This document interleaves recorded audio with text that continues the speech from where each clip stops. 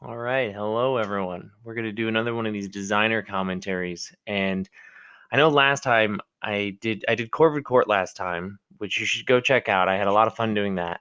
I said I was going to do these in order of release, but today the Dust Kickstarter ended, and so Dust went live to everybody on itch. And so in terms of the PDF, it's out there now. The zines have been ordered. Very excited about that. And so I thought Dust is fresh in my head. Dust is fresh in terms of people downloading it and talking about it. I might as well do the designer commentary while it's in the zeitgeist. So we're going to talk about Dust today, and then I'll go back and do things in order. So Dust, there it is. Dust on the screen. Dust was it was a throwaway idea that I did as a promo tweet when I was doing the Slayers campaign earlier this year. I took Nevin Holmes's idea of for every like, I'm going to reveal one thing about my game. He was doing this with Gun and Slinger, and so I did it with Slayers. And so for me, I did every like was going to be a district that I show off. And I I had I think 5 districts planned. I didn't expect a lot of people to like it, and then a lot more people did. So I had to just start making them up. And one of the districts that ended up getting made up was this place called Dust, which was the supposed origin of like the birthplace of the gunslinger class. Because if you've read Slayers, then you know that the gunslinger class, it's just a little thing in there that it talks about how they are the only ones that have this revolver. Nobody else in the city has that tech, and they won't tell you where they got it. Well, where they got it is this place. It is Dust. So I started working on Dust first as a class. Actually, I was thinking about it as a class that I could do that's from this place to kind of go along with the gunslinger, and it kind of evolved from there to becoming this supplement. And so I wanted to think about what would a good supplement for Slayers have. It would have a new class, because classes are kind of what makes Slayers interesting. They're all this asymmetric different thing. And then obviously it's a monster hunting game, so you need some monsters. And then any good module like this that's like a location-based module setting thing is going to have places, it's going to have people to talk to, it's going to have adventure hooks, and maybe some more fleshed out adventures. And so that's ultimately what all went into Dust. As I was planning this, I I tried doing the layout on my own, and I'm not that guy. I'm not the layout guy. I'm not the fancy layout guy, at least. And that's why I had Maria fix up Corvid Court. And that's why I had my best friend Mike work on Dust as the artist and graphic designer and layout person for Dust. The artistic direction that Mike took this in is mind-blowingly cool. I'm in love with it. So I'm probably going to mostly be talking about Mike's art in this. But yeah, I'll be talking about other things. So real quick, before I start scrolling through, if you've downloaded Dust or you're waiting for your zine and you don't want to have anything spoiled, stop watching this video now, because I'm going to go through, and I'm not going to go line by line, but I'm going to be talking about a lot of the stuff that's in here. And if you're wanting to keep it a surprise, if you want to wait and see the adventures when you're ready to run them, totally understand that. Save this and just come back later to listen to it. All right, so here is Dust. Here's this kind of cool landscape. You can see that he's trying an entirely different artistic style than if you've ever seen some of Mike's other work.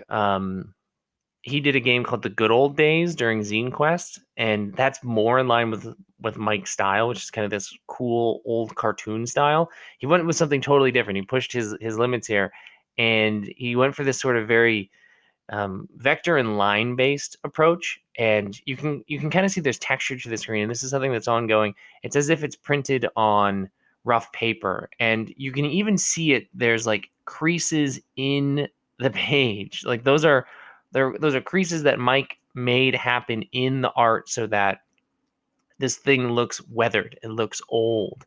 And there's a big old lumen rock on the left side, and that rock's going to be important later on. So there's our names.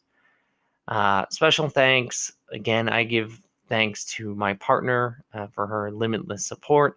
Mike, Mike and I are really Butch Cassidy and the Sundance Kid on this one, and all of you. Just a continued shout out to Jordan Davenport, who did the Slayers logo. He's a friend of Mike and I, which is not on the front page. There it is. This thing, the Slayers logo. Love that thing. And so huge shout out to Jordan for doing that. Mike did all the art. He did all the graphic design. Mike worked his butt off on this, which is why we asked for what we did on the Kickstarter, because I think Mike put a lot of time and work into this, and he deserved compensation. And you all stepped forward and made that happen. So he's a happy man, and I'm happy for him. All right, let's talk about what dust is. Oof, I love that crumbling effect, but it's not like granular like dust, like actual dust. It's like these shards.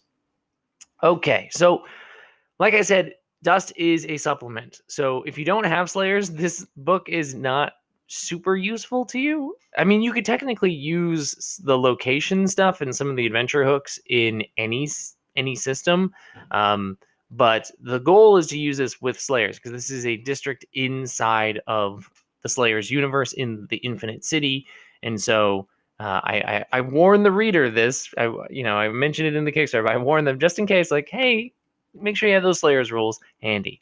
Here's a hint as to what we're going to talk about. We're going to talk about people, because this is a place. So what's going on? The people and places in there. There's the new class, the Deadeye. Monsters, rumors, hooks, which is sort of the replacement for hunts in this. And then the map, which I can't wait to get to, because I think it's real cool. Here's some descriptive text. The important thing to know about dust is when I was creating it, I didn't have a lot of I really didn't have a lot of details planned in my head when I thought about doing this settlement or this district. I just knew it was going to be a strange place. It wasn't going to be your standard Wild West. Weird West is very popular as a genre, so I'm not breaking any barriers by doing that. I'm not blowing minds, but it has to be weird if the fact that these 6-shooter revolvers are rare in the city and that they come from this place, which means they're probably rare or interesting here too. So it can't be your standard place where everybody's got guns and they're like blasting off on each other all over the place. That's a horrible thing to say. They're not just, there's no duels in the streets all the time. So Dust is a haunted place. There's strange things going on. It's a place that the players are going to explore and unravel the secrets of what's going on in this place. And so what I talk about is that there are 5 notable locations, and they're shown off in the map. In fact, we should probably just like jump to the map just so you can see that. Oh, there we go. Here's the map for Dust. So just to give us sort of a point of like an orientation here, I made a hex map which was not good, and then Mike made a much better hex map. And so basically there's 5 notable locations, but then there's the opportunity to see things along the way. And so everything kind of centers at that hub in the middle, which is a place called Dust Bowl. And then you're gonna move on from there. And so this is all I started with. I had Dust Bowl in my head, and then that was it. I had no idea what else might be in this district. I just knew that there was going to be this central hub, this town, and you were going to explore this town and see what it was all about. So let's see what it's all about. And I want to immediately draw your eyes to this art. This is a full spread when you open up the zine, so it looks a lot nicer if you have it in spread format or if you have the zine in front of you. This is just an absolutely incredible piece of art that Mike put together of the town of Dust Bowl. So it at first glance looks like a normal town, especially on the left side. Like it's got a train and it's got a bank and a saloon and there's somebody hanging out. It looks like your run-of-the-mill Wild West town, but on the other side, you see things are starting to get weird. There are these, like, it's a tall town and there's platforms and that's a carriage that's going up and down. And there's this weird rock, and I think those are spotlights on it. So there's something like electricity going on, at least in parts of this place. And I just, again, want to highlight, like, look at these cool creases in the paper here. No, those aren't like accidents. This is a PDF, and it looks very cool. So I'll let you bask in the glory of this art when you have it in front of you. But I think it's spectacular. Ooh, I just noticed this spooky person with the red eyes here. I've never noticed that before. The longer I look at this, the more I notice really cool things that Mike added. So Dust Bowl is it's the settlement. Anytime I've ever done world building in a game that I've run, you start with a town, right? You start with a town that's a hub that the players can use. And so Dust Bowl is that place. It's where most people in Dust live. Otherwise, they live in sort of smaller settlements scattered around in the area. And what I wanted Dust Bowl to feel like was a Wild West town that is part of an infinite city, which means there are elements to the town that are maybe more advanced or strange or atypical for what you would see in a Wild West town. And it's not just ghosts. Like, yeah, there are definitely ghosts in Dust Bowl, but it's not just like, ooh, haunted Weird West. It's, we have to understand this is an urban environment that Slayers takes part in, and Dust feels completely out of place, and it's somewhere in this urban environment. There's literally a desert in the middle of the city, so it's naturally going to feel a little bit strange like that. Again, I'm not going to go reading through all this. You don't need me to read you the story, but I thought I'd kind of talk about where Dust was coming from as an idea. And so here's something that I did with each of these locations: is I added a description so you knew what was going on, and then I added either people or places, or I added tables for you to roll on so that you could explore the place and give you more. One of the things that I did here is I like here in Dust or in Dust Bowl, there are some notable NPCs. And the thing that I did, I'm pretty sure I did it throughout the whole thing, is I didn't assign gender to any of these NPCs. So, I thought it was important for people to be able to interpret the characters from Dust however they wanted. I really don't want to be very prescriptive in my stuff. You should probably have gotten that hint from like Corvid Court last time, or if you've read Slayers, I don't make many rules in terms of the lore. And so that I think that's just an important part of that. I think my favorite location that's in Dust Bowl is the Trench, which is just this part of town where there's this old slinger who just wants some peace and quiet, and they will do whatever they need to to keep that going. And actually, this is an important thing here. This thing, slinger. So gunslingers are a class in Slayers, and they're supposed to be unique. They are unique in the city, but here in Dust, they're all over the place. There's slingers all over the place, and they are kind of terrifying. They run Dust Bowl like gangs. They patrol the area of Dust as a whole, dispensing justice the way that they see it. They aren't necessarily the good guys. And so there's slingers all over the place, and that's going to be something that immediately, if you were playing Slayers before and you go into Dust, that's going to be a strange experience for your characters. And I encourage you to have that discomfort, because the Slayers no doubt have some sort of strange authority in the city. The Slayers hold a similar sort of strange authority, and so what happens when you have two groups like that? This is the other thing that I did with all the locations that I'm super.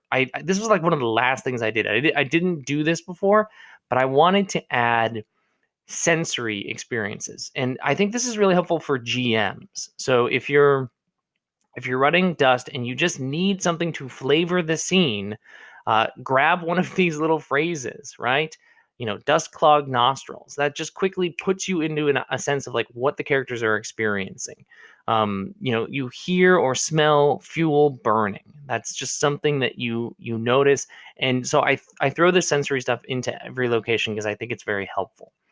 All right, so that's Dust Bowl. That's your standard town. The Rock is this weird rock, and I really like it. Mike did a great job making it this sort of strange, oddly misproportioned obelisk, essentially. And there's these spotlights on it again. The rock is, according to locals in Dust, just a rock. It's just a rock. There's nothing interesting about it.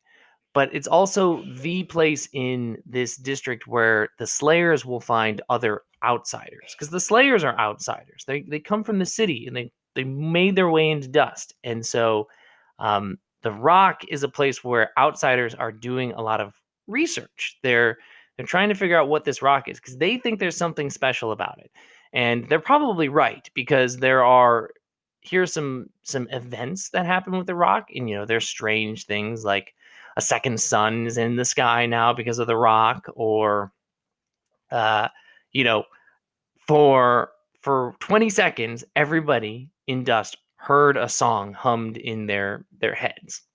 And the rock did that. Why did it do that? Who knows? I have no idea what the answer is, but I encourage folks to try and figure this out.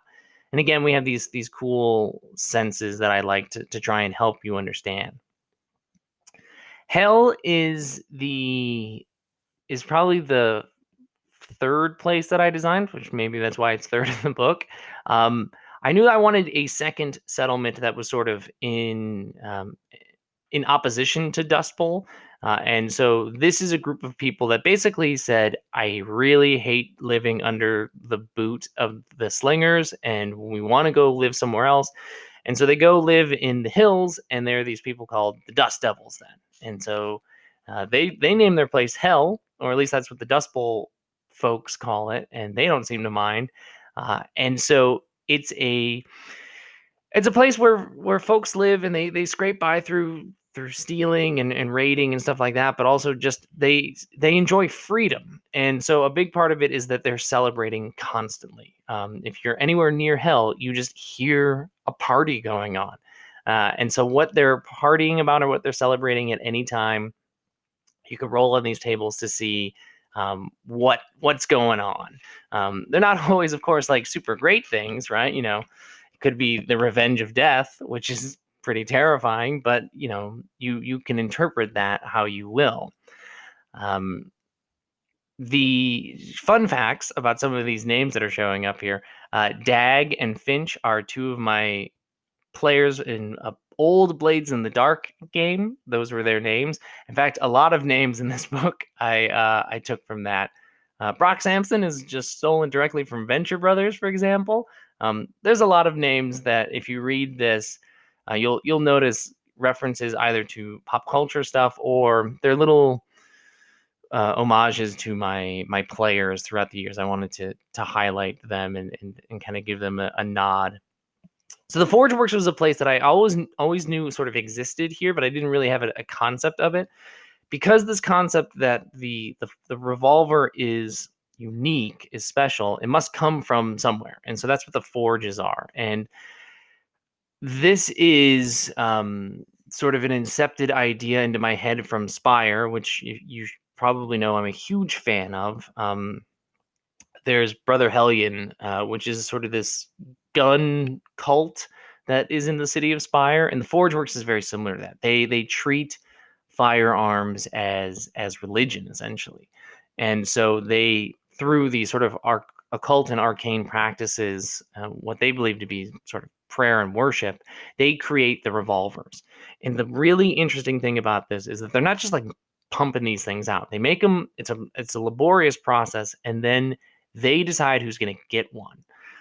And they have their own ways of how to decide it, and it changes all the time. And I encourage GMs to really kind of play with this idea about like, what if one of the players is suddenly selected to get one of these guns? Like, what do they do?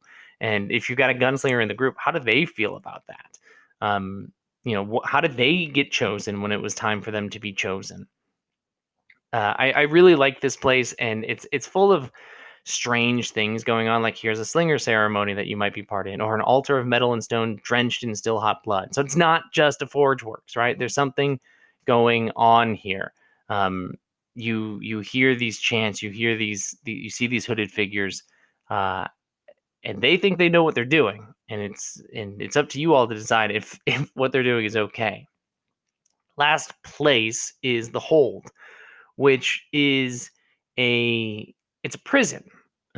It's a prison that was created by some slingers who decided to like really try and keep the peace, but they do so in extreme measures. The cool thing about the hold is that it's an abandoned fortress that's been turned into a prison, but nobody knows who had that fortress, which then just makes you wonder what was going on in Dust before all of this even started. Because a lot of things in the city in Slayers just show up, and you're not really sure why. And so that this is sort of leaning into that idea. It also alludes to these four horsemen, who are nightmarish beings. Although they're not the four horsemen from the apocalypse, they have different names. And I think my favorite one is honestly the Horsemen of Mercy, because when you look at the other ones, you get Revenge, Fury, and Fire. Obviously, going to be very destructive forces. But what would sort of an apocalyptic sort of being, like an end times or at least agent of chaos, who goes by the name of Mercy, act like?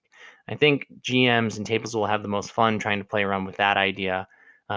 Fury and Fire are going to be nice and straightforward to use. Here's some more little shout outs. The two that I really like. Mouse was a player of mine who played in a Shadowrun campaign I ran, but Jay is the one that I really like because this is my Corvid Court reference. I always have to have a Corvid Court reference in my games. So Jay, there's no buzzards here. We usually think of buzzards or vultures in Wild West settings, but Jay is sitting prisoner in this place, and now there's crows and ravens and magpies, and their name is Jay. There's the four birds from Corvid Court, and they're holding court. I thought I was being very clever with this, and I enjoyed writing this reference into the book. So those are the locations. Here's the new class, which I really, first of all, I love the art. I mean, just look at this art that Mike did. It's very cool, very spectacular.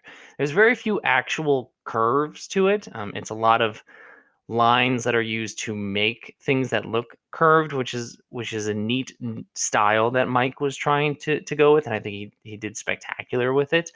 So this is the Deadeye. So this is actually kind of how I started with Dust. I was thinking about this class, and the concept is, listen, if in Dust they make this spectacular thing called the 6-shooter revolver that nobody else has, surely those people are also eventually going to make something else. And so they made a rifle that, as you can kind of see here, is a little bit more than your regular rifle. You can also notice that the Deadeye has a red eye, and that is important. Because it's Slayers, they have to have an asymmetrical class. This class has to behave differently than the others. And so how they work is they roll their bullet die, which starts at a D8, and if it hits, it does 3 damage. And then at any point in time, if while they're rolling, they get a 1 on their roll, they drop a die in bullet size. So it goes down to a D6, and then they only do 2 damage. And then it goes down to a D4 again. And then if they roll a 1 on a D4, they have to reload. They have to spend an entire turn reloading, which is a little bit different than the gunslinger reloading, where that whole class was about deciding when you wanted to reload. This class gets forced to reload. But the other cool thing about this class is that it crits. So there's the opportunity for the bullet size to drop, but there's also the opportunity for it to do a crazy amount of damage. And does a lot of damage when you roll the maximum value on the die. And this is where it's interesting then. You'd think that you'd always want to stay at D8 because that's where you're doing 3 damage. But it's easier to hit the max die value on a D6 and certainly on a D4. And if you can do that, you're hitting and critting, and you're dealing that crit damage. And so that's actually what the class's advances are all about, are finding ways to get crits or taking advantage of crits. There are other, their quick action, and this is all written out in the character sheet later on, is they analyze. They got a red eye that's sort of been replaced. They lost their old eye, and it's been replaced with the ability to analyze, and they can use that to learn mechanical moves that monsters have. So the GM has to reveal some information, or they could also use it to tee up attacks with advantage, or even move people around in the turn order as they sort of scan and understand the fighting environment. So they they are supposed to be tactical. They're not just rattling off shots like the gunslingers. It's lining up the shot and making it count. And so there's tons of cool advances. And this is where I took Adira Slattery's idea and finally put it into motion. I made a advance for the tactician that's related to the Deadeye. Adira did this when she made a bunch of classes for Slayers as part of the Slayers Jam, and I thought it was brilliant. Like, of course, because the tactician has expert advances that allow them to enhance the abilities of specific other classes, party members. So if you've got a tactician in your team and you also have a Deadeye, the tactician can take this, which makes the Deadeye even more effective. It really, I think it's such a smart idea that Adira had, and I'm glad to take it and use it. Here are the monsters. There are 8 new monsters in the book, and it's like creepy and cute at the same time. I love this art.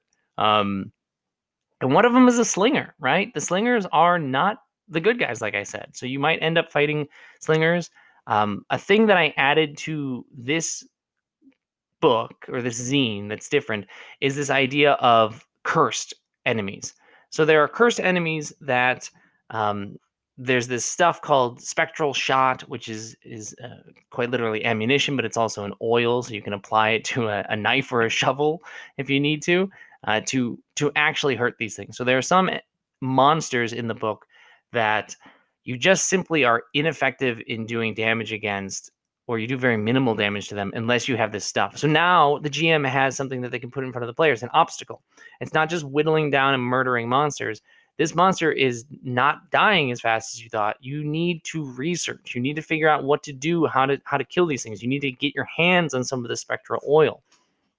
This is something that I did to intentionally try and highlight the earlier acts or the earlier play in a hunt, because in Slayers, I'm trying to encourage people to not just like go around killing every monster in the city. I want it to be this sort of, this thing where you're deciding how you're going to kill it. You're doing some investigation. And so by starting to add moves like this to monsters, it's now almost forcing the players to do this. And I'm glad that I did it. And so you'll see that a number of the monsters in the book have that. This is like a literal devil. This person's really mean, and they could just if you die around this character, you're dead. Normally in Slayers is pretty lethal in that you only get one shot at, if you're dead of stabilizing. Not around the devil. You just die. You got scorpions that are covered in crystals and geodes, and they're just gonna cut you in half to shreds, I say. Then you got marshals, which are they're not human beings. They are souls that inhabit bodies to just try and wreak as much havoc as much as they can.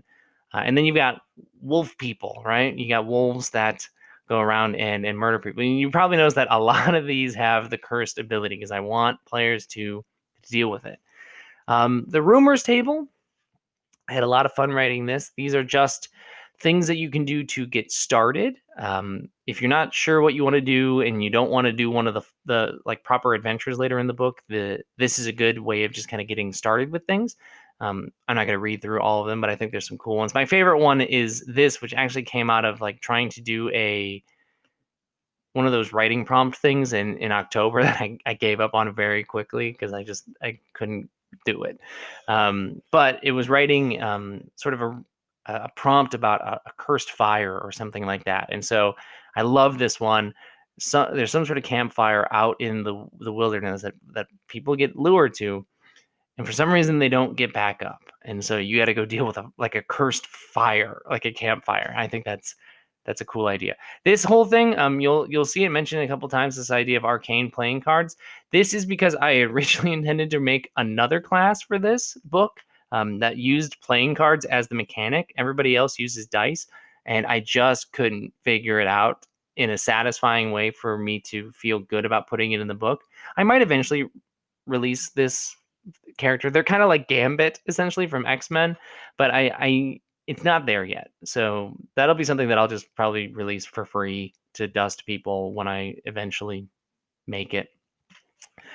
So the hooks, these are things that I'm definitely not going to go into detail because I know some folks don't want it super, super spoiled. So I'm just going to talk a little bit about these. There's 4 of them, and these are sort of the adventures. They're not written out fully like they were in Slayers with the Act 1, Act 2, Act 3. These are more, here's a framework to work with. And the thing that I did is that most of them are based off of like classic Wild West tropes. The first one is, I think, very neat. It's you start in the city of Slayer, so you're not in Dust. You have to get into Dust, and Dust isn't a normal district. You can't just walk into it. And I think Mike did such a cool job with this art. So you've got the spooky urban walls of Slayers on the sides, and then there's Dust through these double doors. So you got to find a way into Dust, and there's a lot of ways to get in. There's a lot of ways for you to brainstorm how to get in because it's an infinite city. Somebody must know how to get into this desert, and you all need to figure out how. I give a few ideas about how you might do it. Killing a slinger, for example, might be the way to do it. But there's no one right way. I want people to figure it out on their own. Here's this creepy ghost town with this kind of cute yet creepy little guy here and this spooky hand. So there's a ghost town. Of course there's a ghost town. It's a Wild West game, but it's literally a ghost town. And part of Dust Bowl essentially has been evacuated because there's a ghost invasion, and you all as monster hunters, you're a new valuable asset to the folks of Dust Bowl. They're going to put you to work. And part of that work is dealing with the ghost town. And so that you can sort of see I give you like a premise, I give you people, I give you events, I give you as much of a structure to work with, but I don't write it out as prescriptively as I did in Slayers. And I did that intentionally. So I want you to make Dust your own. I really don't like telling people what rules are or what worlds are. This is one of my favorites. I know there's only 4 of them, but I really, really love this one. Not only because of the art, this is just really fantastic work by Mike, but this is actually sort of inspired by the game Dogs in the Vineyard, which I've never actually played. I've always wanted to play it. I've listened to people play it. I've read about it. I've heard about it all the time, and I've always wanted to play it. And you are slayers who ride into this small town that's got a problem, and you got to root out that problem. And there are 2 sides to that problem, of course, and it takes place over 3 days. So I give you prompts of events that are going to happen on these days that are going to lead up to a big problem at the end. And I'm not gonna show it off. I'm not gonna talk too much about it. But this is sort of my homage to Dogs in the Vineyard as a game, or that idea of last stands in cities and stuff like that. Going back to Butch Cassidy and the Sundance Kid in the dedication. So I love that one. And then of course you got to have a train robbery because it's the Wild West, and the train robbery is sort of your introduction to the Deadeye. It talks about this new weapon, this rifle, and I kind of intended when writing this for this to be the adventure that folks played last when they played in a Dust campaign or a mini arc, because the idea is that all these factions that are listed earlier in the book, these people that you've met, some of them are going to be friendly to you, some of them are not, and eventually one of them is going to ask you to rob this train for them. And you need to decide who you are going to help. Are you going to help the slingers? Are you going to help the people? Are you going to help those weird outsiders on the rock? There's a whole host of people that want your help. Then they're going to be mad at you when you don't choose them. And then, of course, there are people who want to get their own hands on the gun and they have no intention of working with you. And so you are now sort of choosing the players of who's going to be on this train, who's going to be interfering based off of your adventures earlier in Dust. Those will sort of flavor the situation. So NPCs that the GM made, or recurring characters, those should show up on the train, and it should just be this one last big brouhaha on the train. You'll notice that a lot of these things were not monster hunts, which for a monster hunting game seems strange. And again, I think that's one of the things that's unique about Dust is that it's got monsters. So you're doing hunts and stuff like that. But sometimes the hunts are a little bit more unorthodox. You're hunting for this gun on a train, or you're hunting to root out this curse in this town that you're dealing with. And so you're kind of having to stretch the imagination of what monster hunting means. here's the character sheet. Mike did such a cool job with it. We already talked about what the Deadeye does, though, but here's where you can mechanically read all that stuff. I added travel rules, and as I was writing these, I didn't make them very detailed because Slayers doesn't have travel rules when you're moving around the city, but because this zine has a hex map, I wanted to give some sort of guidance for how to do that. And so I talk about distance and opportunities and recovery and stuff like that. And the idea is that the further away you are from Dust Bowl in the center of the map, the more dangerous things are. And so the more likely you are to run into complications than you are to see opportunities. The other big thing is that the environment of Dust is so harsh that if you are spending time or the night out in the wilds and not at any of the named locations, your Slayers don't recover full health, because by the normal rules of Slayers, if you just sleep for the night, you get all your health back. And that's not the case here, because this place is trying to kill you. So then the back cover, these are sort of the last 2 pages. Here's just an abbreviation of those rules. Here's some example opportunities and complications that I came up with. And then you see the map that I pointed out at the sort of beginning. So now the players can think about how they're maneuvering around this map, knowing how quickly you can move to some places. Some places you can get into in a day. Some are going to require a little bit more travel. And then there's this map. The art is spectacular. It's wonderful. Again, just huge kudos to Mike. So, and then here's the back cover, and there's another one of these glowing-eyed, spooky, horse riding individuals. Maybe this is one of the 4 horsemen. So that's Dust. It was an idea that grew from a tweet of me making up the name of a district on the fly for something. It grew and grew and grew into this thing that I'm really, really proud of. I'm really happy with. I hope you enjoy it. Those of you who have your hands on it. Hopefully this maybe enticed you to go pick up Dust. All that information about the game, where to get it, and all that is down below. But thanks so much for listening to another one of these commentaries. We're going to go back in time for the next one. We're going to go back in order to things. I think the next one up is going to be seasons. So I think I'm going to be talking about seasons next. But I'd have to check my calendar to see when I release things. Thanks again. I'll talk to you all later.